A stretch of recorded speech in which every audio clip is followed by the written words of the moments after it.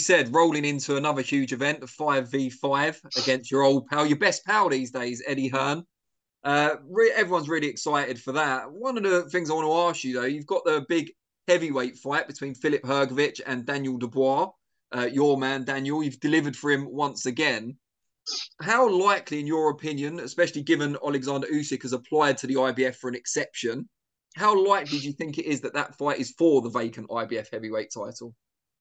Well, he has been suspended, Alexandra, because of how tough the fight was for 45. I think it's 40 days or 45 days by the commission.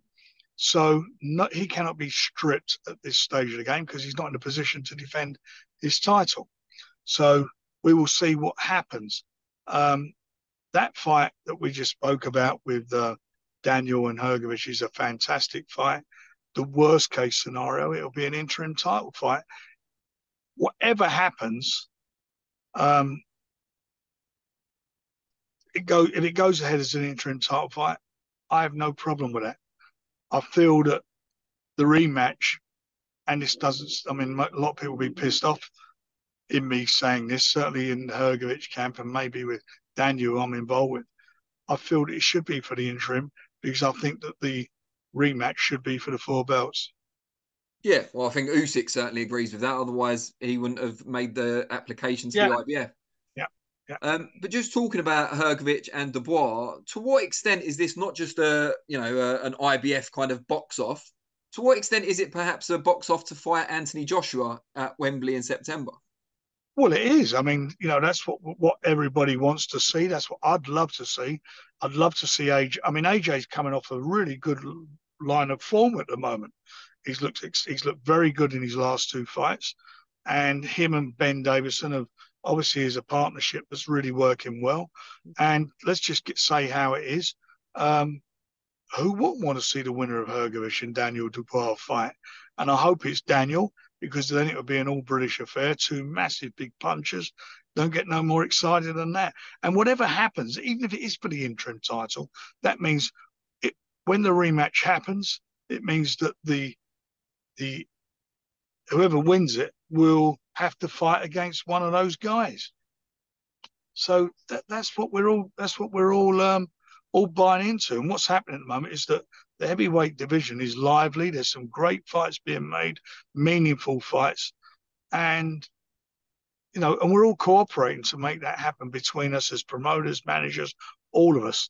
And that's the good thing about working with Riyadh Season and His Excellency, that we've managed to get everybody bang their heads together for the good of the sport.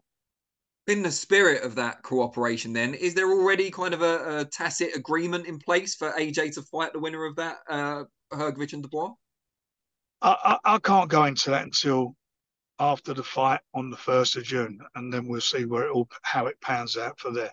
But AJ's made it no secret he wants to fight on the 21st of September, and we want to see him in the ring. And it's great that he can be, if he is, he can be back here fighting in the UK on a Riyadh Season fight in our own shores. That's brilliant. And talking of the Fury Usyk rematch, we know that Fury asked you to activate the rematch clause. He wants that in October. From Usyk's side, does he now have to do anything to confirm that rematch is on? No, no one has to activate anybody because the rematch was agreed. I mean, it's like you're either going to do the rematch or retire, and that's it. But we know Tyson's not going to retire because he's told you his ambitions. What about Usyk? Well, he told Any everybody. chance? No, he's made it very clear himself that he wants to fight. That's what he's saying at the moment. Look, I can't tell you what people are going to do tomorrow. I can only tell you, what they're saying now. He's a warrior. It was a fabulous fight, and I've got to be very honest. The amount of money that's involved for both the boxers is there. Having said that, they're both very, very, very wealthy guys. They don't need to do it. They're set up for life, but they're fighting men. And it was a close fight. And a lot of people want to see him dance again. Certainly I do. And I just feel that we're going to get something extra special again. That fight lived up to all expectations. It lived up to what we thought it was going to be, certainly what I thought it was going to be, and more. I mean, these guys, they never left anything in the ring. I was lucky enough to go to the dressing room, obviously with Tyson afterwards, and also to Oleksandr. And everybody, I mean, looking at them, I mean, they were spent. They gave all they could give for them, you know, from them, from within themselves and to the fans. Unbelievable. And talking of the rematch, is there a date in mind? We've been told October, but is there a specific date?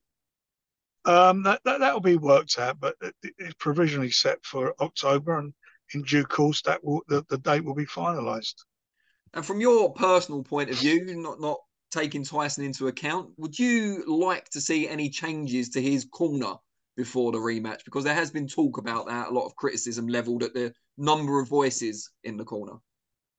Well, there's been a lot of things being said, and it's like anybody who's involved in a fight. You go back, you review it, and the team will sit down and they'll work out what they feel, if indeed they feel any changes that need to be made. But what's your view? Because I'm sure you've seen it back on TV since you were there live on the night. You must have seen everyone talking, sometimes over each other as well. What's your view on it?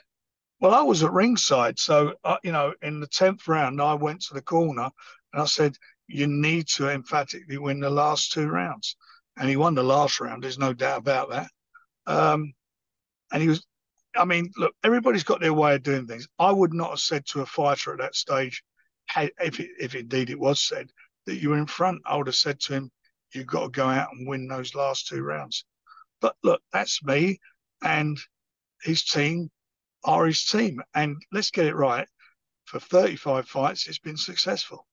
Well, he hasn't had the same training team for all 35 of those fights, in fairness. Well, he certainly had the same training.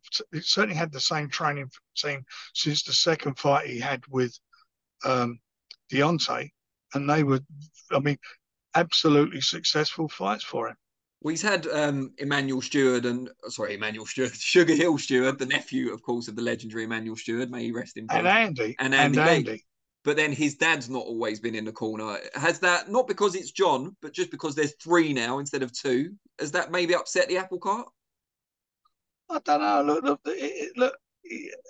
I'm not going to criticize Team Fury. It's not going to happen. Whatever will happen but it'll be Tyson's decision. Tyson, at the end of the day, is the guy who's in there. He's the guy fighting. He's the guy taking the punches, and that's got to be his choice. I've got my views, but my views are my views, and whatever I've got to say, I would say it to everybody to their faces rather than doing it because I'm on. You know, we're all on that side. I will say it to their faces rather than be saying anything publicly because that's not the way it should be done. We will sit down and discuss it. And look, there's a lot of things to be changed. And I'm sure with Usyk as well, there's a couple of things I'm sure he'll be looking at that need to be sorted out. You know, it was a great fight, and we were all privileged to be part of the biggest fight of the 21st century.